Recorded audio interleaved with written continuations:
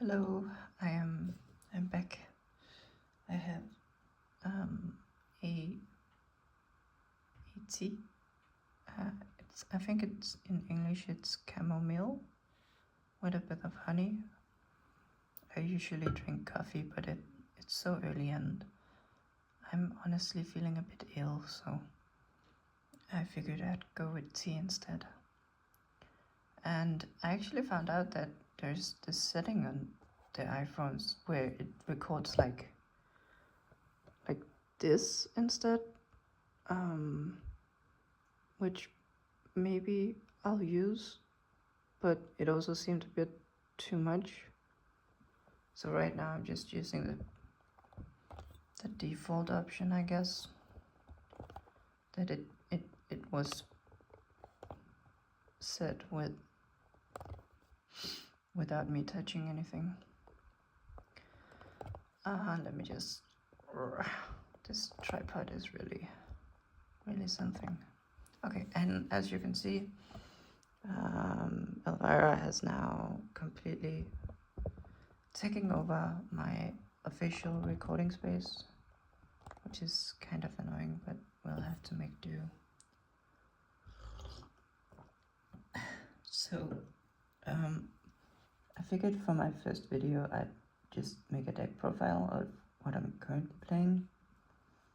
I guess I'll make a sort of channel introduction later, because I have a lot of ideas for this channel actually, but I'll just see if I can stick to recording some videos first before I lay out all sorts of grandiose plans.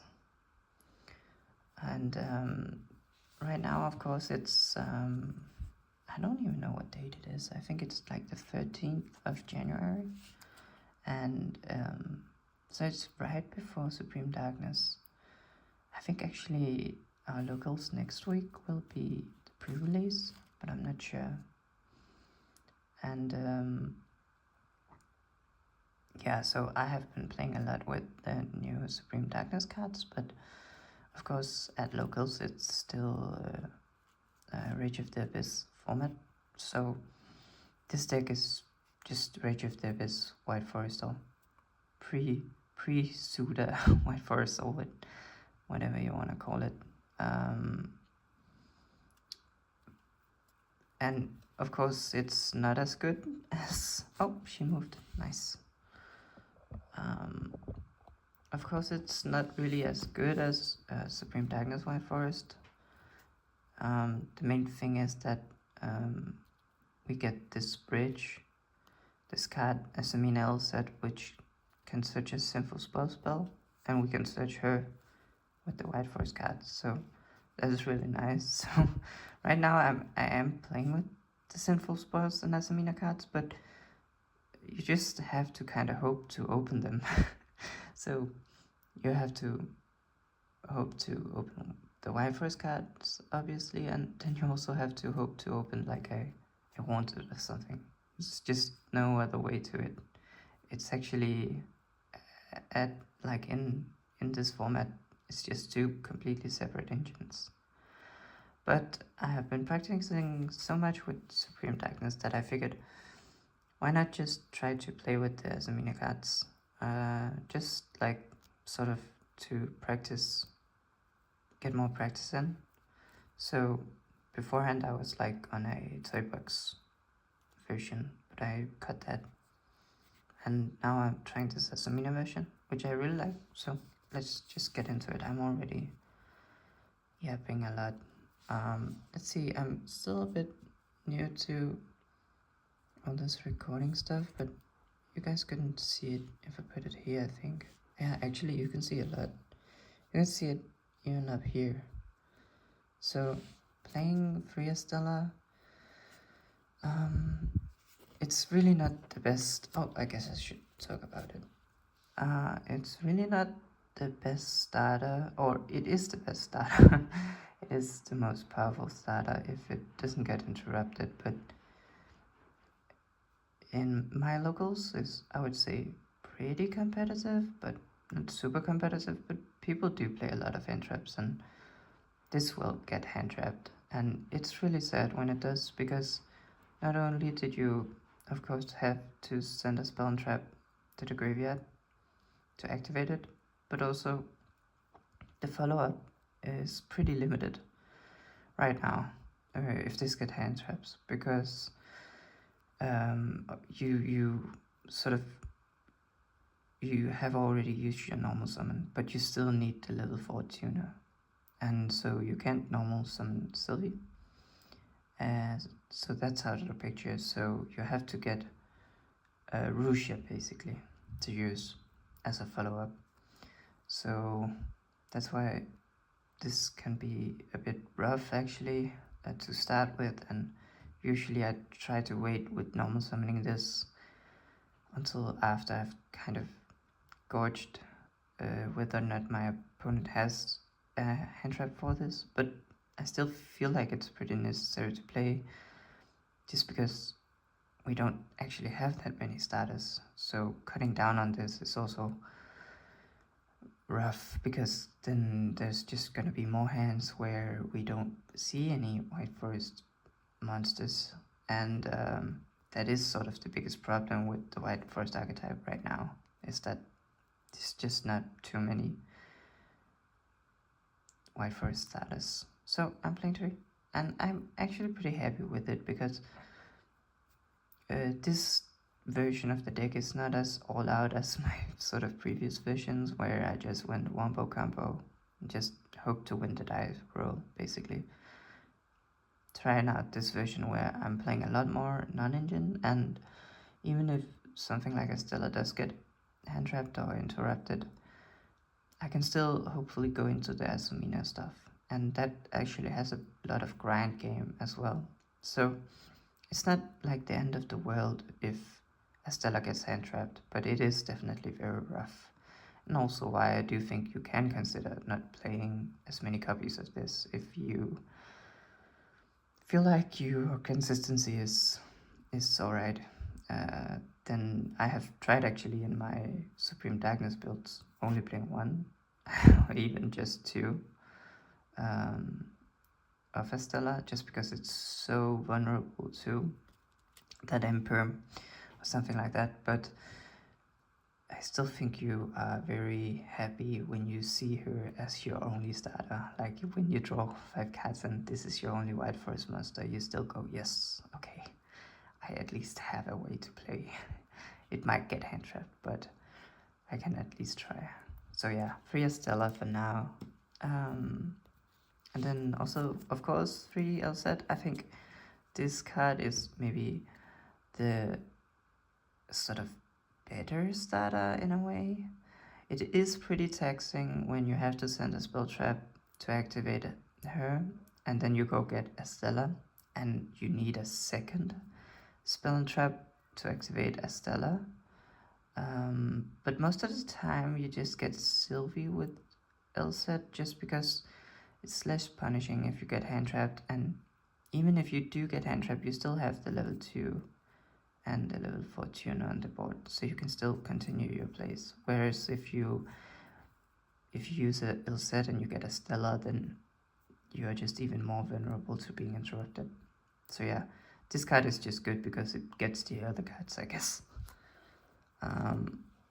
And then 3 Sylvie. I was actually for the longest time only playing 1 Sylvie, just because I played this, and I know it sounds crazy, but I was playing this hyper draw focused combo deck where I actually had a very high probability of seeing a Stella because of Toy Box and Chicken Game and, believe it or not, Magician Souls. So I only played 1 Sylvie because I always wanted to use my normal summon on Estella. I never ever wanted to summon this. And there is actually some reason for that, and that's because this is actually not the greatest normal summon in this deck at all. Like, at least pre-Supreme Darkness, because this actually does not even make Diabell. Yeah, it's true. It does not even make Diabell. Because you summon this, you get your Tails, you activate Tails, you get your L set, and then you have your Riziella, right?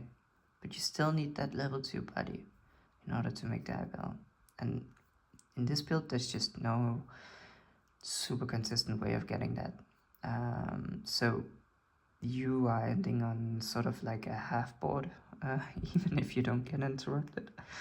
You're ending on like woes and your Raziella, right? You never really get to diabell, and that, I mean, that can be enough sometimes. So that's why I still play her at 3, because it's not so much about the end board right now. It's more about consistently playing, and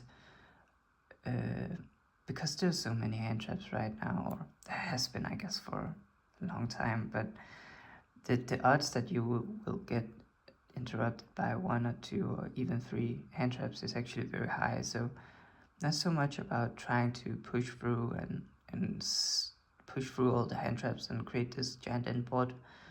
More like sometimes you just wait it out a bit. So you just go normal summon Sylvie, and they interrupt it, and then you maybe do some Asamina plays, or you can maybe extend with an LZ, or you just, you know, set some cards and have some non-engine and try to buy another turn and then try something new again, and then maybe that will work. So I feel like the meta right now is much more grindy, and Sylvie is pretty good in grindy games, honestly, because she is like kind of, they have to stop this.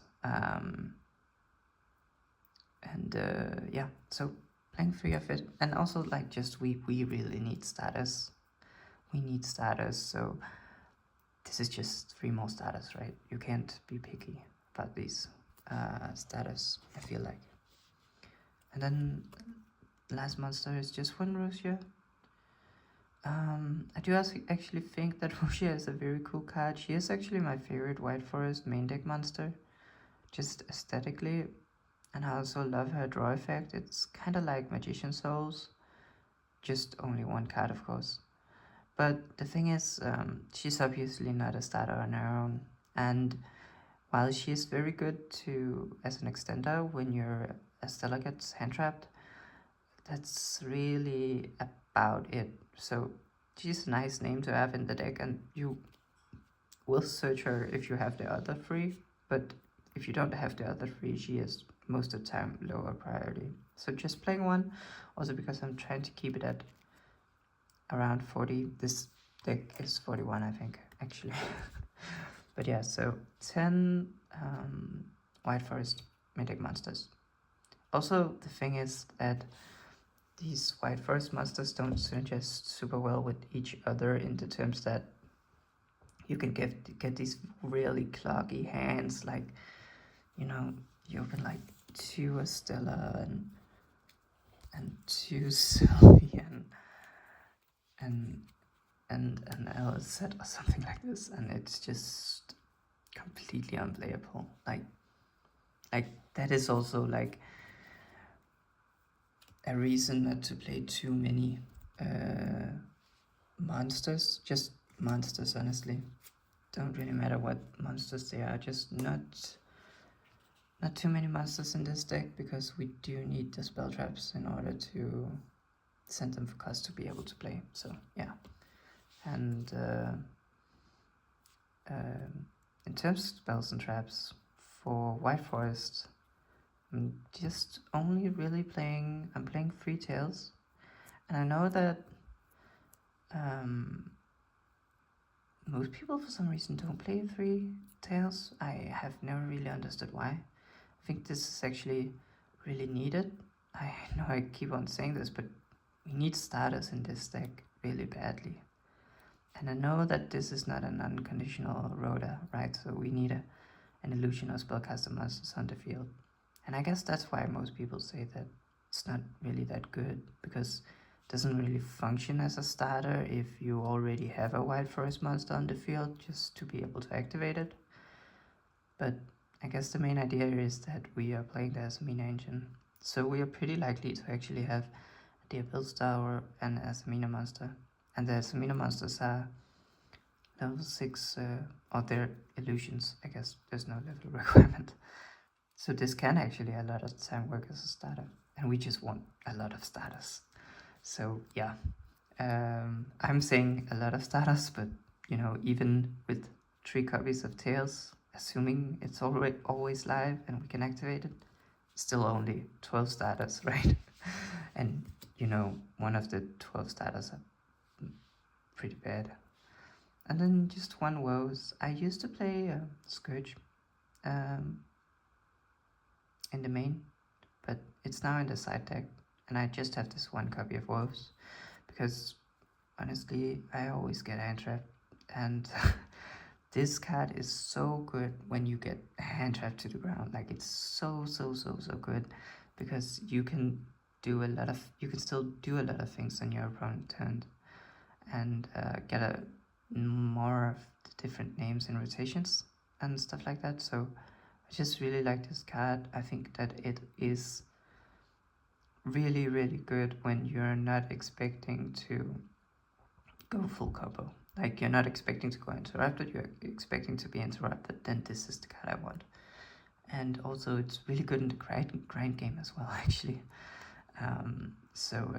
Yeah, just one woes. Try to keep the bricks to a minimum, right? Scourge is like kind of a brick a lot of times because you actually need a synchro monster in order to activate Scourge, and that's kind of asking a lot these days. I feel like most of the time you don't get that far, and if you do, you don't need the Scourge. You would rather want something else, honestly.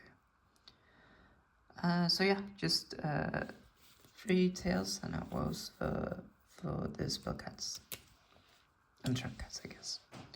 And then the other half of the engine cards are the simple spells, as Samina stuff. And I'm starting off here with 2 black witches, so this is like a bit random, I guess. It's like, this deck is primarily based from my Supreme Darkness version of the deck. There I only play 1 Diabellstar, but of course in the Supreme, like in this version, we don't have Asamina all set, so it's like, okay, I'll just put in more Diabellstars.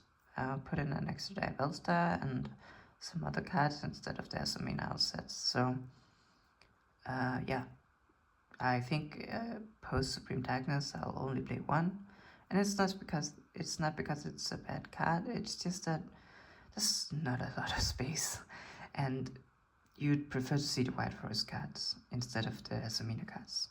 Of course, you'd want both, but with limited space, I'm cutting down on the Black Witch, unfortunately. But not in this version. I'm still playing 2, which is pretty nice because if she get bestialed or something like that, get banished, you can still grab the other one, and if you open Black Witch plus Wanted, you can still actually activate the Wanted, which is pretty nice, honestly. So 2 witches and then 3 Wanted. So this is obviously the better card to start with, because it's not even weak to draw. You just use it in the standby phase. No, wait, the draw phase. And of course it's kind of weak to Ash, right? Or it's ashable, whereas Diabellstar herself is not. But honestly, many times you're pretty happy if they ash this, because that means that maybe your L set goes through, or your Tails or your Stella has a high probability of going through. And most of the time they will not ash this if it's your first play. Just because, unless they have a lot of hand traps. Like if they have like 4 hand traps, they'll probably just ash this. But much of the time, at least against my opponents, they have not used their ash on this card.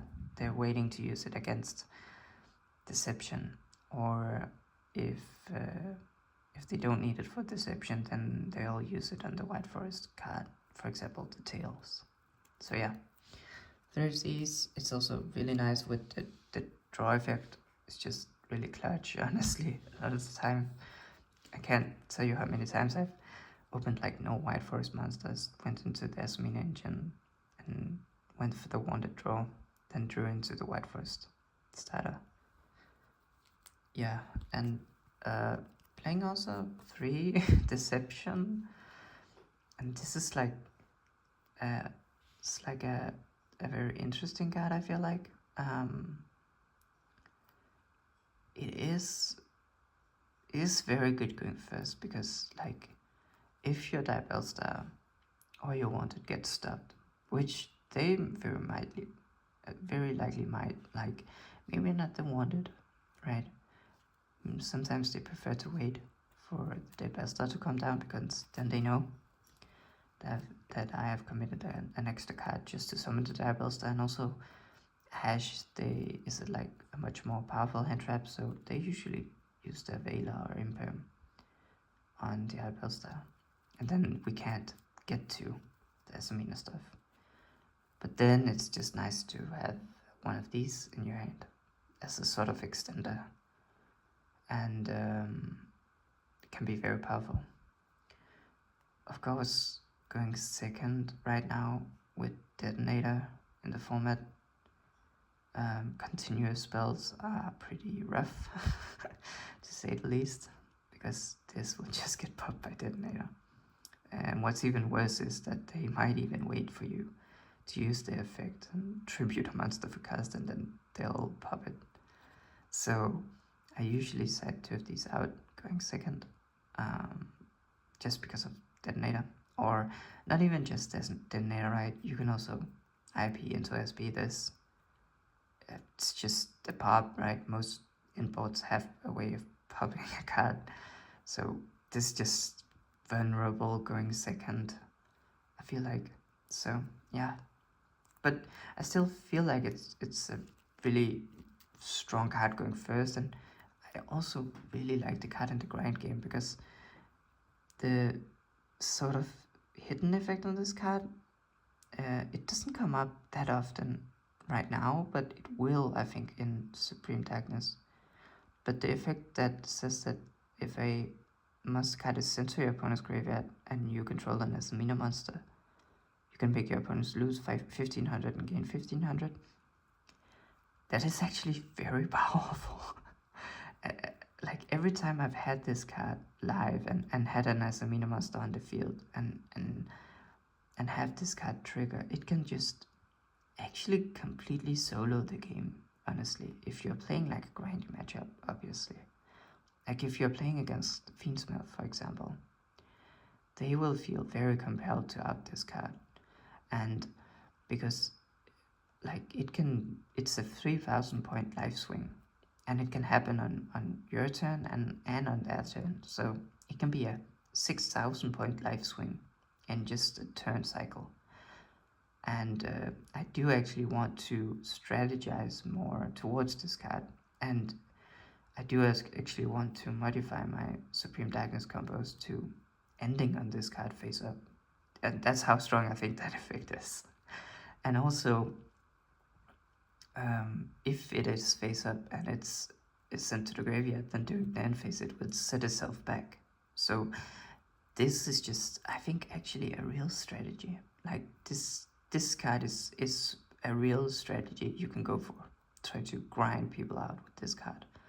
Not just this card, of course. You have all your other stuff as well. But this card being the sort of annoying thing that just sits there and threatens to end the game and just makes your opponent lose focus on all your other stuff. I do believe that, but mainly when you're in a very grindy game or going first. Yeah, so right now I'm playing 3 of them. I could also see just playing 2, and even just 1 in this version. I will say in the Supreme Darkness version, I do actually think playing 2 is very important, just because you often want this card in rotation, but you also often want, it's also the most often the simple spells card that you will try to put on the bottom of your deck with Wanted to draw a card. So most of the time you actually want one to put on the bottom and draw, and a second one in your grave just chilling to come back on your end phase, or even if you can manage to have it face up when you're passing to your opponent. yeah, so that was a long rant about deception, I guess. And then just the last two cards, we have the Hallowed Asmina, pretty obvious, just a fusion spell. You can also play the Deptus, the quick play spell. I think that's a pretty good card. Obviously it has the main downside that this card can use itself 2 times, but then whereas the Deptus can only use itself once. And if you use it, then you obviously won't have it for your opponent's turn, unless you add it back with Diabell. But yeah, so just the Hallowed Asmina, and then this one is pretty crucial actually for this version of the deck, like the Rage of the Abyss version before Supreme Darkness, because you need the second sort of, basically you start off, you summon Muricielago, and you need a Sinful Spoil spell to add to your hand that you can use again to send to the graveyard for your second summon, where you summon Ilia Sylvia, right? So this card is just fodder, basically. You search it, and you add back the Hallowed, and then you use the Hallowed and you send this card to the graveyard. What's nice about this is that if you control a level 5 or higher illusion card, you can set it again from your graveyard. And it's like kind of it's sort of like a bad Book of Moon. It can sort of book a monster, but only if it's special summoned. But it's still pretty decent, honestly. So yeah, just need this second Sinful Spoils card that you can send, and this has the nice effect of setting itself back. It will get sided out going second, of course. And that is sort of all the engine, so it's like, let's say 10, 20, 24 engine pieces here. I'm counting right now. Which is, I think, where a pretty good place to be. You can obviously cut it down. You can cut down the deceptions and go down to 22. That's probably what I will do. Or maybe just cut 1 deception, 1 witch. Whatever you want to do. You can also cut Estella if you're feeling brave, I guess.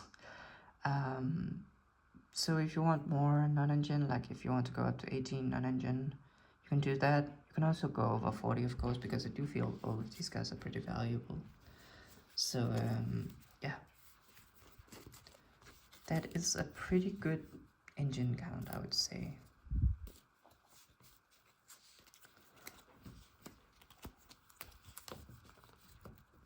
And of course, you know, the bricks, I guess Russia is kind of a half a brick, and this is also kind of a brick, and I guess Woes can be a brick, but if you're going first, I'm honestly very happy to see this.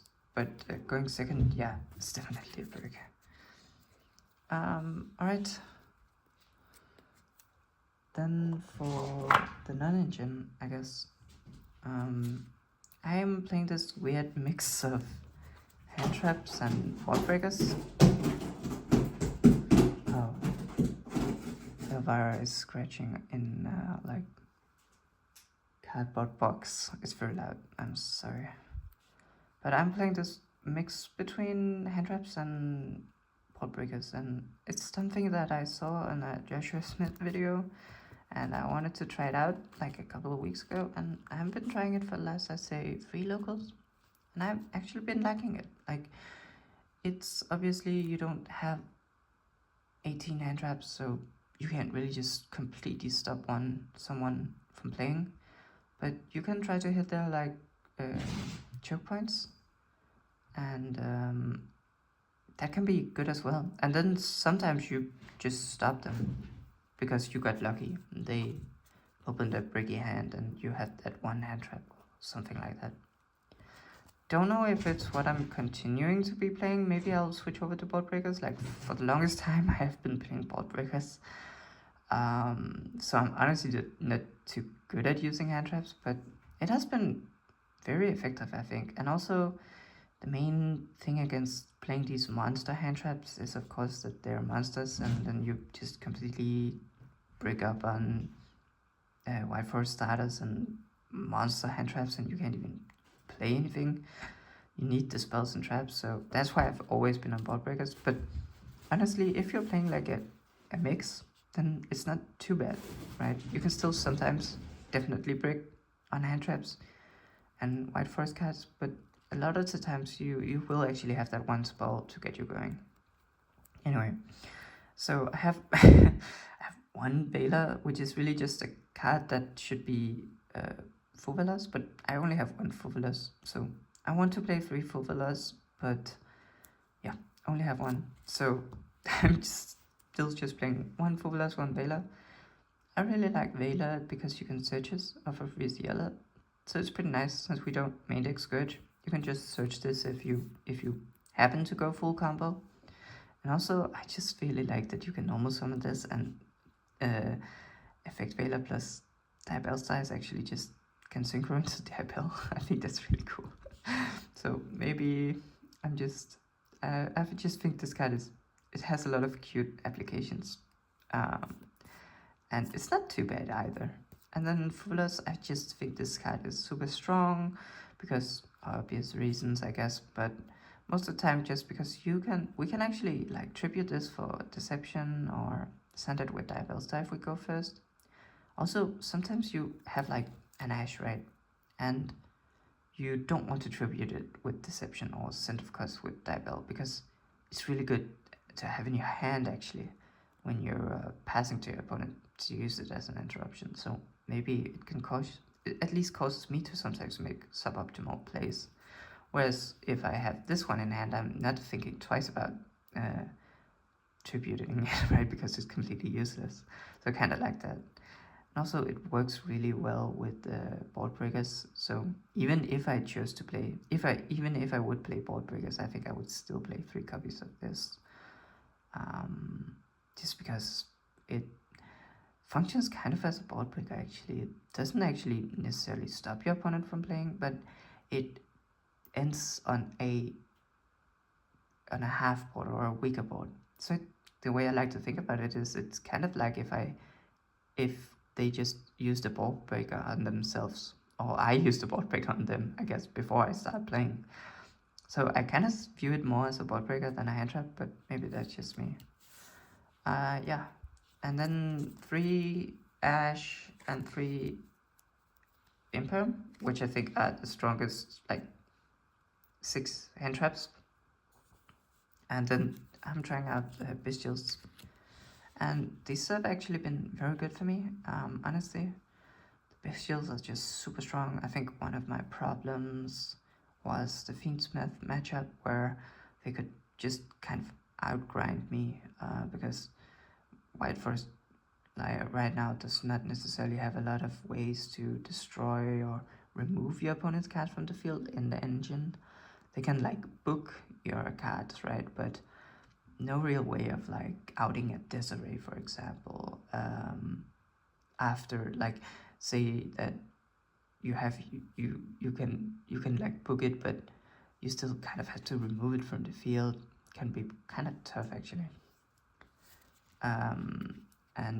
So tried Bestials, and they're just super strong, honestly, against like a lot of decks. Like I also played against Jubel yesterday, super strong against Dragon Link.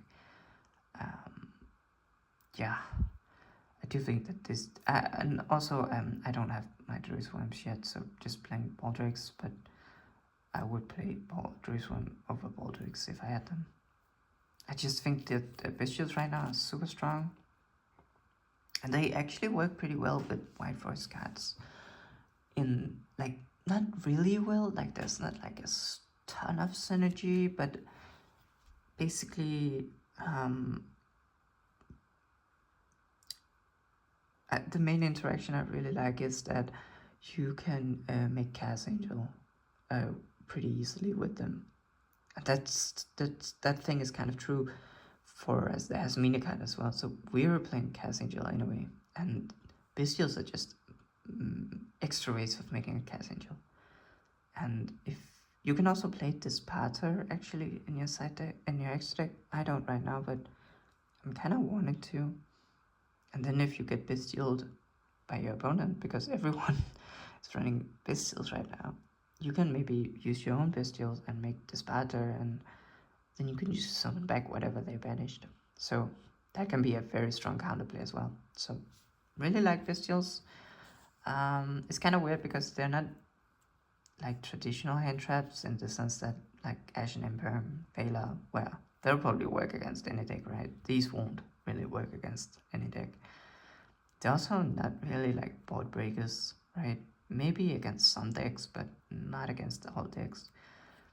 So it feels a bit weird dedicating main deck spaces to them, but I just think that the likelihood of you going up against Fiendsmith, Yubel, Rigel is so high that it is probably worth it to main deck them.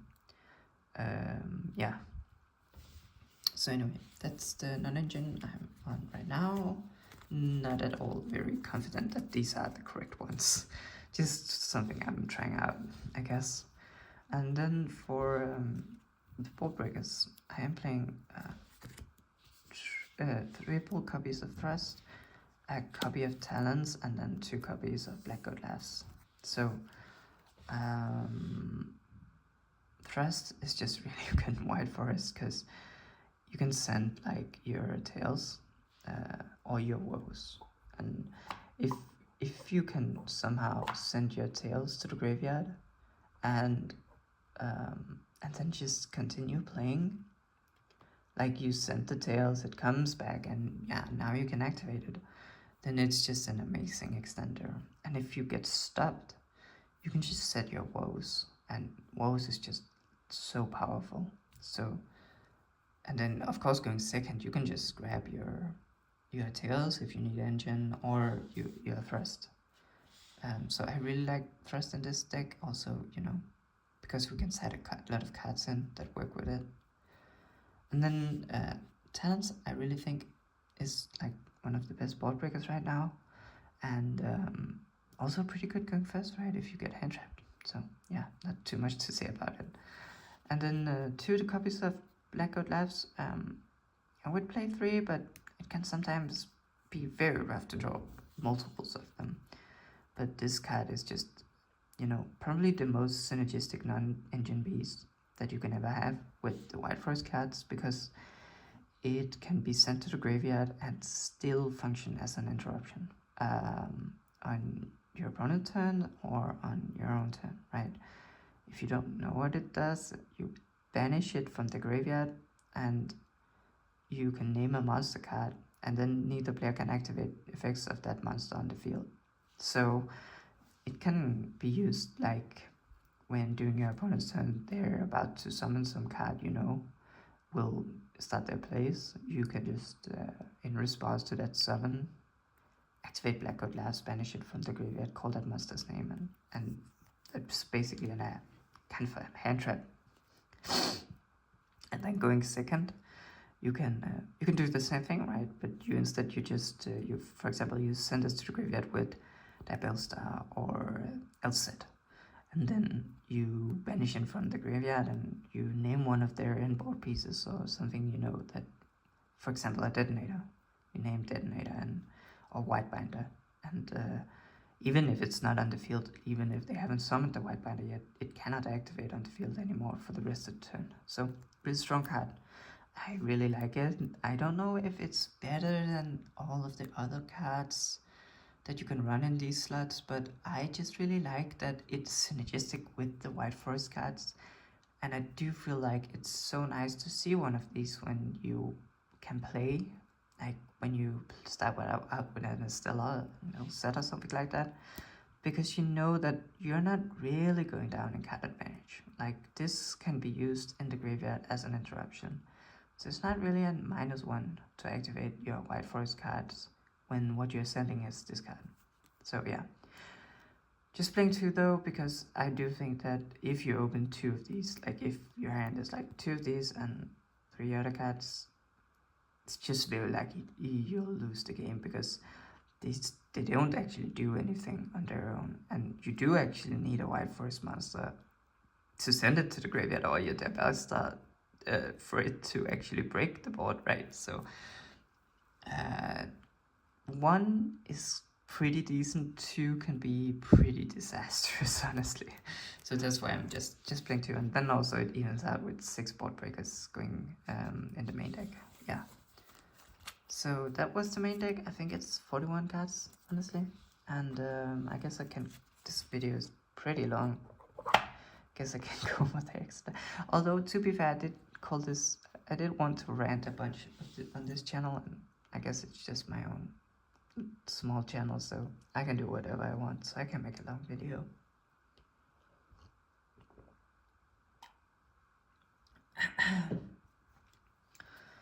Not used to talking this much though, so my throat is getting pretty dry. But okay, for the extra deck, of course, we have the 3 White Forest monsters. Don't really think there's anything to say. It is a White Forest deck. We play one of each. I think one of each is pretty well established. There was like, in the beginning, there were some people running to Silvers, so, but now it's basically just one of each for everyone. So yeah, that's a lot of stuff to say about that. Then I am actually running 2 Chaos Angels. I do think that Chaos Angel is just, yeah, and I have this nice secret rare, which is secret rare is my favorite rarity, and then this horribly ugly off-centered ultimate rare, so yeah. But I do actually think that Chaos Angel is like one of your strongest proactive cards, or not proactive, reactive cards in the deck, because like what I was talking about before, like for example outing, just basically getting rid of monsters on the field. White Forest like itself is actually sometimes not too good at that. Like you can book them, you can do all sorts of stuff, but you sometimes just need to get rid of them. And Chaos Angel is really good at that, right? Just banish one card on the field. And also the unaffected by monster effect part is super strong also, I feel like, in this format. You know, it is, you know, people can take it with like talents and stuff like that, and I guess more people are doing that, but sometimes you run into a deck with no spell removal, like no board breakers and stuff like that, just a bunch of hand traps, and they basically have to get their imperm or they cannot out discard. Like, so it's really strong. And then they sometimes have been playing like against the Fiend Spells deck or something, they just spend a ton of effort getting rid of this card, and then you play the second one and it's like, what will they do about the second one? So I really like this card in the grind game. I think this card is amazing in grindy matchups, and that's why I choose to play 2 of them actually. And this will go down to 1 after Supreme Darkness, just because we lose a bunch of extra deck space. But right now we have a ton of extra deck space, so we can play around a bit with doing stuff like this, like 2 Chaos Angels. Really sweet, very, very good card. I would say this is the strongest card in the deck, apart from the White Forest monsters. In the extra deck, I would say. And I guess, sort of, to follow up on Chaos Angel, play a Zapper Shrimp. Just, you know, Diabell effect, activate some the Zapper Shrimp, and then Zapper Shrimp make Chaos Angel with itself and Diabell. Just basically really good. And then, you know, it's also just upside because it can pop a field spell or a continuous spell. Only works really on the ones that have an activated effect and doesn't sort of resolve once the card is activated, because then it will be too late, right? You can only respond with Diabell to activated cards and effects, so it needs to be a continuous spell with an activated effect, basically, or an ignition effect, or a field spell with an ignition effect. But there's a bunch of those actually, like Deception, for example. And so yeah, I really like it. This will maybe also get cut in Supreme Darkness. I don't really know, but maybe. It's also just, I guess the final thing is that it's nice to have something else to summon with Diabell apart from Silver, just so your deck is not as predictable. Because if your opponent knows that the only thing you can summon with Diabell is the Book of Eclipse, then maybe they'll play in a certain way, where your deck becomes more predictable. So I really like the second sort of thing you can do, that they have to be careful of. Like, they have to think, oh, they could go Zappas Ramp into Cat Angel. I need to be careful of that. If you don't play it, if no one plays it, then people will stop playing around it. I guess that's pretty obvious, I guess. And then just Trash Master. This can be a lot of stuff, I guess. This is just, I wanted one more easy way to make Cat Angel if I'm just only on White Forest. So I'm not seeing the Azamina monsters, I'm not seeing the Bestials, but I still want to make a Cat Angel on my turn, for example, going second. I can go into this Trash Master and make a light Cat Angel and draw a card. And sometimes also because the end board of this version is very like meek, so sometimes you have a lot of bodies going first, but you don't have really meaningful monsters to go into. Sometimes you just go Trash Master to draw a card, and then maybe use this to make an IP or something. Then you can draw into some non-engine. So it's not too bad, but it's really not that impressive either. And then these two guys, Muri Silago and Ilias Sevilla, that's the two Azamina cards you play right now. Actually, I am playing the Moa Regina, the level 8 Azamina in my Supreme Darkness build, but it's just too hard to make right now before Supreme Darkness, so don't feel like it's worth it. Also, the second one, the level 6, or the third one, I should say, the level 6, that I can't remember the name, but it sends something to the graveyard on summon, on fusion summon. That card is like decent, but I'd only really play that with the quick play Azamina fusion, so that you can make it during your opponent's turn and send something to the graveyard, because going second, these cards are probably not resolving, because you need Deception, and they will never let Deception resolve. So these are mainly for going first. It's all in grindy matchups, I guess. But yeah. And then for the links, I have like a small package. Artemis is really good for making SP. That's pretty much it. She doesn't really do anything on her own, but you can just make her. She's link 1, and then you make SP. And it's actually pretty good. So actually, not at all a terrible play. I mean, sometimes they don't expect it. Like, you just make this Artemis, and they go, whoa, I did not see that SP coming, just from 2 monsters on the field. So yeah, it is of course, cost you an extra deck slot, and I don't know if there's space for this in Supreme Darkness, but right now there is. And I just like putting cards in my extra deck that are good for going second. This is not how I read this. It's just IB. Right now the import, in terms of monsters that I make when I go for Wombo, I guess, it's just this. So an IP, the Ilias Sylvia, and the Jabel. And IP is just great because you can make SP.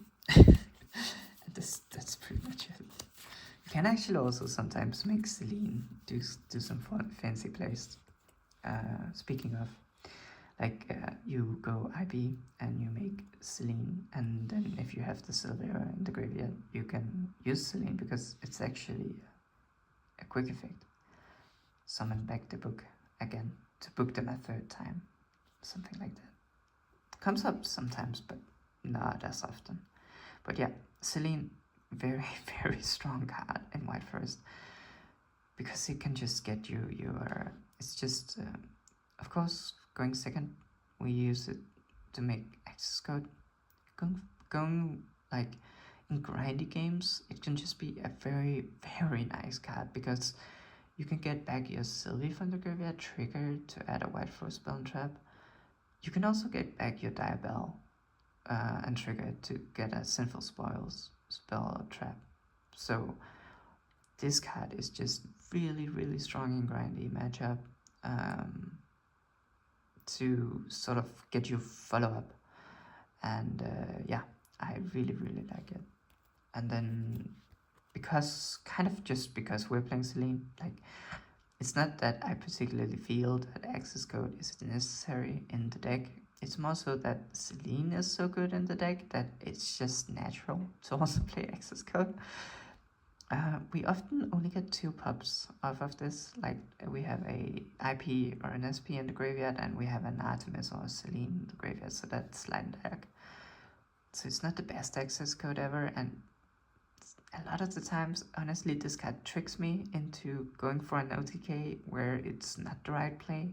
Like, I should just set up and go for a more grindy game, but I have this in my extra deck, so I feel almost obligated to go for an OTK, and sometimes it just doesn't work out. So this card has definitely tricked me a lot of times, but also a lot of times if they don't have anything, this just ends the game, right? So yeah. And then the final card is this, and I just really like this card in this build particularly. It's really good in grindy matchups because they won't necessarily see it coming, and it's also good, like, the weakness I was talking about with White Forest is that sometimes you just need to get rid of something on the board, like, not necessarily even a tower, like, just like something that you need to get it removed. You cannot have it activate its effect, and you know that if you try to book it, for example, they will just activate its effect in response or something like that. You need this sort of sneaky option to get it rid of it. And it's also pretty good against Fiendsmith, and because it can negate things that special summon from the graveyard. And yeah, it's also just a good board breaker, and most people don't see this card coming. So it's just like a really nice way of supporting the White Forest extra deck monsters with some more hard removal that helps you end the game. And you can also make it off of IP going first, because actually, like, you get a Stella back and you have a bunch of, like, you can clog your board pretty heavily going first when your opponent is playing through your board. You, like, use woes and summon, and then, you know, a Stella comes back from the graveyard when you use the Diabell, and then Diabell also summons something, and so sometimes you actually just have a ton of monsters in the pot, and it's not too unrealistic to use IP to go into this card, and can be pretty devastating. Yeah. So that's the extra deck masters, and I guess I'll quickly go about the side deck. Maybe not too interesting. 3 Lanciers because I'm deadly scared of Malice, and 3 Nibiru because I'm actually also deadly scared of Malice and Yubel and stuff like that. I just wanted 6 cards in my side deck that I can side in against Malice. And then Nibiru, I felt like, just happened to also cover a bit of other ground as well. So yeah, that's mainly for Malice stuff. And then I have these 2, and you might go like, what? But I can explain. So Subversion is just really a board breaker. It's not the best board breaker in the world, but it's actually pretty good, right? So obviously you'd always choose Talents over this, or you'd also always choose like Change of Heart over this most of the time. But if I told you that you can just search this and have your Talents in your hand, like, because this is just when we're going second and we open like Wanted or Diabell, and we need something to set off of Diabell, Sinful Spell Trap, and we know that setting Deception, like, if they have a detonator on board, you just cannot set Deception. Like, that will not get you anywhere at all. Like, so you need something other than Deception that you can set with Diabell Star that will actually help you break the board. And this kind of does, right? they actually, most people get pretty surprised when I said this, going second. And yeah, so it's mainly against stuff like Detonator. And also just, yeah, basically when you know that your deception is not resolving in 100 years, then you go for this instead. And then this card, most people probably don't even know that this exists, but this was released originally in Infinite Forbidden, and it's so terrible. Like, I cannot lie, it's a pretty terrible card when you just read it. You have to control a level 6 or higher illusion or spellcaster monster, and target one card your opponent controls, destroy it. And then it has the White Forest spell trap clause, where you can set it back. This is not a very strong card, and you definitely don't hope to draw this, but it is an extra board breaker-ish card, like when you're going second. And sometimes when you would normally search for woes, you'd search this instead, right? Because maybe you started woes out, or maybe you just need something that actually does something now, rather than woes. And this does pop a card on the field. So yeah, I don't think this card will be necessary in Supreme Darkness, but right now I think it's pretty cute, honestly, and I like it because I can search this card off of Risiella instead of searching woes when I'm going second, and I want some extra board breaking power, I guess. And then that was the going second cards I'm setting in, and then going first I have these 3 cards, which are like silver bullets that I can use Trust to search for. So Artifact Sanctum against Malice, T-Bear against Rachel, Brandon, stuff like that, and different damaging ground against Fiendsmith and Vikings, I guess. I played against Vikings yesterday. And then, other than that, for going first, I'm siding in Callback, which I used to main, but I've just been on this kind of vibe where I just want to put as many going second cards into my main deck as possible. So this is just coming in for the Malice matchup, I guess, and when I'm going first.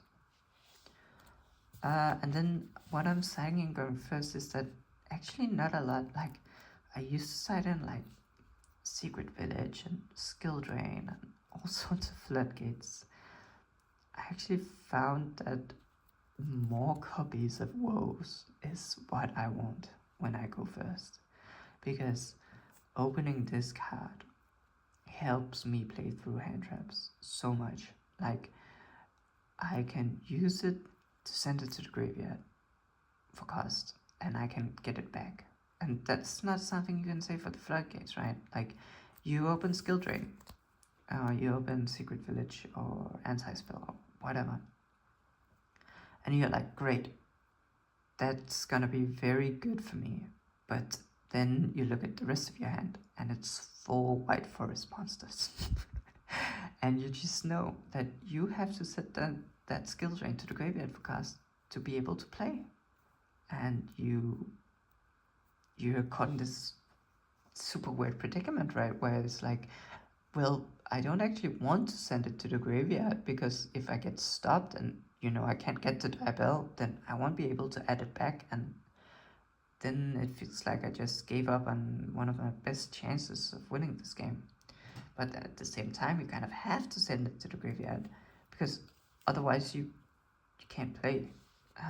And with these cards, right, these are just more, and you know, a Scourge, 2 Wars and a Scourge, you don't have that predicament. It's just, it's a sort of win-win scenario in that scenario I just put up, where if you send these, you're not worried about sending these cards to the graveyard, right? Like you would be with like Skill Drain or something like that. You would be frightened to send that card to the graveyard for something like an Estella or an Elset. You're not at all worried sending these cards to the graveyard, because they just come back. And then also, if you get stopped, maybe not as much the Scourge, but the woes, they just help you just a ton. Like, your opponent is trying to stop you from getting to woes, but you already have it. And if they don't stop you, then you search for this card, right? That's why I'm setting this in, because when we are setting 2 extra copies of woes in, and we have 3 copies, there's a pretty big chance of drawing it. And you do want something impactful to search then, to sort of further strengthen your board. And then you of course go for the Omni, right? So these are the cards I like to side in, going first as White Forest. Just more engine, more White Forest spells and traps. And I think I will continue doing that in Supreme Darkness. I'm not too big on the generic floodgates when I expect to get hand trapped. They are of course super strong. I'm playing against a board breaker build.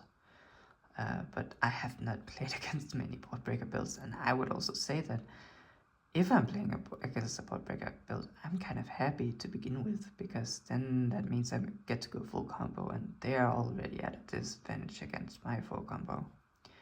So that's why I'm playing these cards in over something like Skill Drain, and I know Skill Drain is super strong in White Forest. And I know Secret Village is also completely busted against like a board breaker opponent. But these cards are the ones that help you to play through interruptions. And I know that, I guess I'm just hammering it one more time.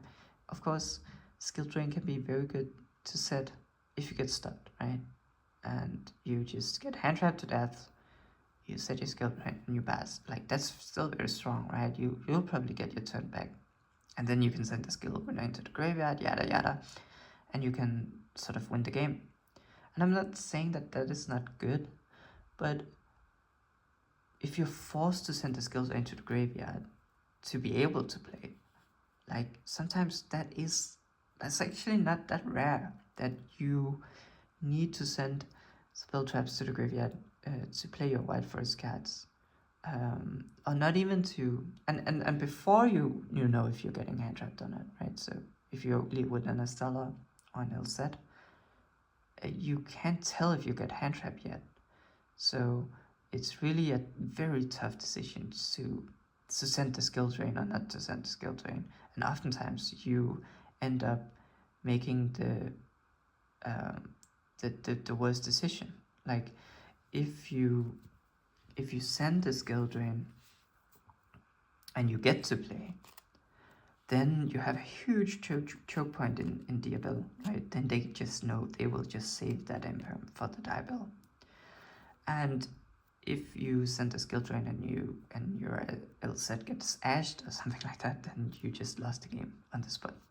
Like, whereas with these cards you can actually still, yeah. So anyway, I've ranted enough about these cards, but in a hand trap meta, I would side more engine, and specifically more of these instead of the generic floodgates. At least that's my humble opinion on White Forest going first side. No one actually asked, but yeah, that was my deck profile, and I guess this video is like over an hour. I don't even know if there's enough memory on my iPhone to save this video, but I'll try to see if I can upload it. If someone ever watches this, then thank you, I guess, but I don't think anyone will ever watch this, so it's just for me. See ya.